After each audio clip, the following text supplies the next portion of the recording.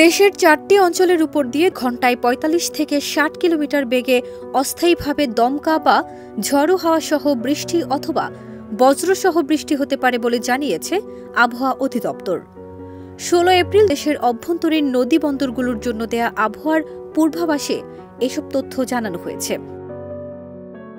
ওয়ালটন আবারও মিলিনিয়ার অফারে ওয়ালটন ফ্রিজ কিনে আপনিও হয়ে যেতে পারেন মিলিয়নিয়ার। মিলিনিয়ার ছড়াছড়ি দেশ জুড়ে, এটা শুধু ওয়ালটেনই পারে।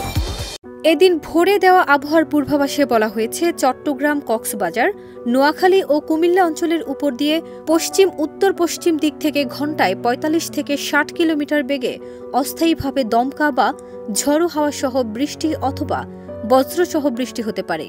এসব এলাকার নদী বন্দরগুলোকে ১ নম্বর সতর্ক সংকেত দেখাতে বলা হয়েছে। এর আগে ১৫ এপ্রিল রাতে দেয়া আবহাওয়ার পূর্বাভাসে বলা হয়েছে, আগামী ২৪ ঘণ্টায় চট্টগ্রাম ও সিলেট বিভাগের কিছু কিছু জায়গায় এবং রংপুর, রাজশাহী, ঢাকা, ময়মনসিংহ, খুলনা ও বরিশাল বিভাগের ২-১ জায়গায় অস্থায়ীভাবে দমকা হাওয়া সহ বিদ্যুৎ চমকানো বা বৃষ্টি অথবা বজ্রসহ বৃষ্টি হতে পারে।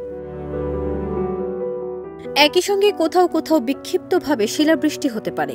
এছাড়া সারা দেশে দিনের এবং রাতের তাপমাত্রা সামান্য বৃদ্ধি পেতে পারে।